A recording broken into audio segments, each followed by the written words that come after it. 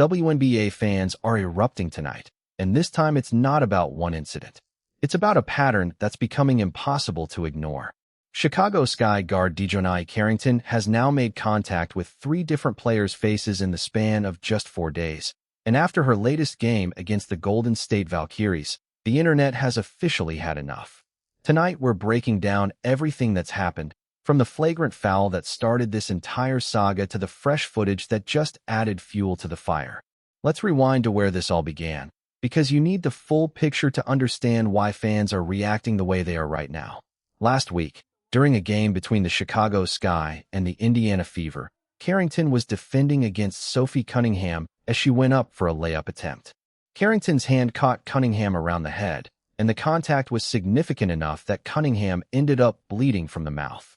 Officials on the floor initially called it as a common foul, but after a video review, the call was upgraded to a flagrant 2, the most serious level of flagrant foul in the WNBA rulebook. That ruling meant an automatic ejection for Carrington, and she was sent to the locker room before the game even got out of the first quarter. Now, a flagrant 2 isn't just about getting tossed from the game. Under WNBA rules, it also comes with 2 flagrant foul points and a $1,000 fine. And here's where things start to matter for what's coming next. Once a player accumulates 4 or 5 flagrant points across a season, they face an automatic 1-game suspension following their next flagrant 1. Rack up another flagrant 2 on top of that, and it triggers a full 2-game suspension. So after this one incident with Cunningham, Carrington was already sitting just 2 flagrant points away from a possible suspension. The controversy didn't stop with the foul itself either. Shortly after being ejected, Carrington posted the words, "white privilege," on her Instagram Threads account, a message that a lot of people interpreted as her accusing officials of letting Cunningham's race influence how the foul was called. That post ignited its own wave of backlash separate from the foul itself. 2 days later, Carrington tried to clarify her position in a post on X. She wrote, quote, "I've never once claimed that the assessment of the foul was white privilege. That was your assumption. I actually went to school, one of the top universities might I add, to educate myself on this exact subject. I would never use that term as a rhetorical weapon knowing the historical and social weight it holds without having the proper evidence to substantiate it." Despite that clarification, the explanation didn't do much to calm things down, especially since the original post had already been read by a large portion of fans as a direct accusation. Through all of this, one thing stood out to a lot of people watching closely. The WNBA never publicly addressed any of it. The league didn't comment on the flagrant foul controversy beyond the on-court ruling itself, and it didn't respond to multiple media requests for comment on Carrington's social media post either. That silence became its own storyline, with fans and commentators questioning why the league office wasn't weighing in on a situation that had captured so much national attention. It's also worth noting that this wasn't the first time Carrington had to defend her reputation as a physical player. Back in the middle of last year, she had already pushed back publicly against the idea that she plays dirty, writing on social media at the time, quote, "Y'all fans swear I'm such a dirty player. I'm so over this narrative BC if you really know b-ball. You know I just play hard ASF and never give up on a play." She even pointed out that the team had successfully challenged and gotten previous flagrant calls against her rescinded, arguing that she was always making legitimate plays on the ball, nothing more and nothing less. After the Cunningham incident specifically, Carrington doubled down on that same defense, saying she was never going to let an open layup just happen without contesting it, and that fans could pull clips from multiple seasons showing her making that exact same type of play. So that's the backdrop. A star-level defender with a history of physical, high-effort basketball, now facing serious scrutiny after one of the most controversial flagrant fouls of the season, plus a social media firestorm on top of it. Then came Wednesday night. Just 4 days after the Cunningham incident, the Chicago Sky took on the Golden State Valkyries, and it turned into a rough night for Chicago across the board, an ugly 91-71 loss. But the story that came out of that game wasn't really about the final score. It was about what happened with Carrington on the floor twice. Early in the game, Carrington was guarding Valkyries forward Cecilia Zandalicini out on the perimeter. As Carrington reached in to try to swipe at the ball, her hand ended up catching Zandalicini near the eye instead. Later in that same game, Carrington went up for a contest on a layup attempt against Tiffany Hayes. She jumped with Hayes, missed the basketball entirely, and instead landed her hand directly across Hayes' mouth. Neither of those two plays was ruled a flagrant foul or even a technical foul by officials in the moment. But Carrington did pick up a technical foul of her own in the third quarter of that game. This one for arguing with an official, marking her second technical of the season.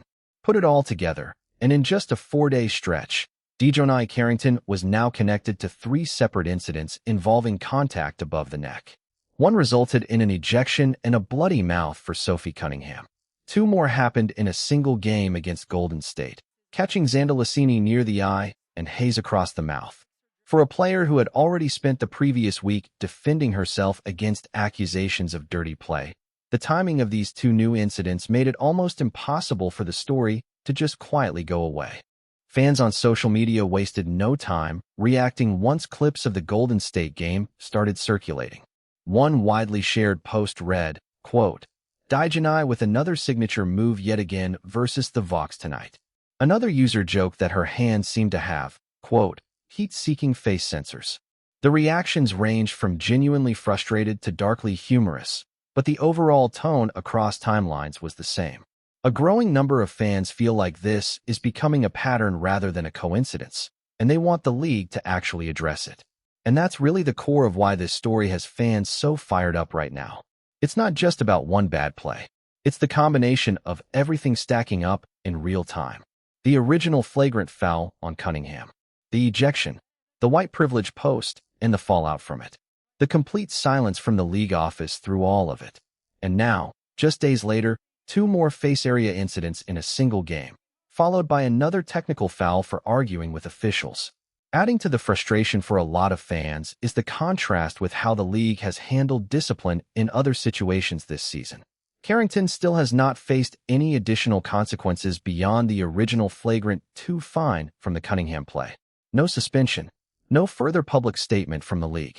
And with 2 of the 3 incidents from this stretch not even being called as fouls in real time, some fans are questioning whether the officiating standard is being applied consistently. For her part, Carrington has been consistent in how she frames her own game.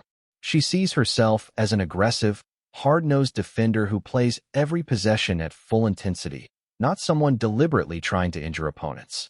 And to be fair, defenders reaching in to contest shots or make plays on the ball is a completely normal part of basketball, and incidental contact happens constantly at the WNBA level.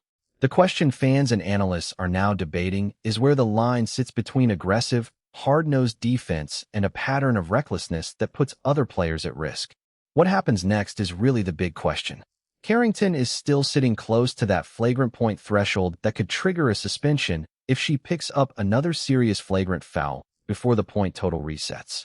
If she's whistled for another flagrant 2 at any point soon, she would be looking at a 2-game suspension under the league's own rules. And with the WNBA already facing pressure this season over how it communicates with fans and media on controversial topics, this growing pattern around Carrington adds yet another storyline the league may eventually be forced to address directly. For now, all we have is silence from the league office, a defiant Carrington standing by her style of play, and a fan base that is increasingly vocal about wanting more accountability. Whether the WNBA steps in with any further disciplinary action remains to be seen, but one thing is clear. This story isn't going away quietly, and every time Carrington steps back on the floor, cameras and fans alike are going to be watching her hands just as closely as the scoreboard. Let us know in the comments what you think. Is this a case of a hard-nosed defender getting caught up in unfortunate incidental contact? Or is there a real pattern here that the league needs to address? Drop your take below. If you want to stay on top of everything happening around the WNBA this season, make sure to like this video, subscribe to the channel, and turn on notifications so you don't miss the next update on this developing story.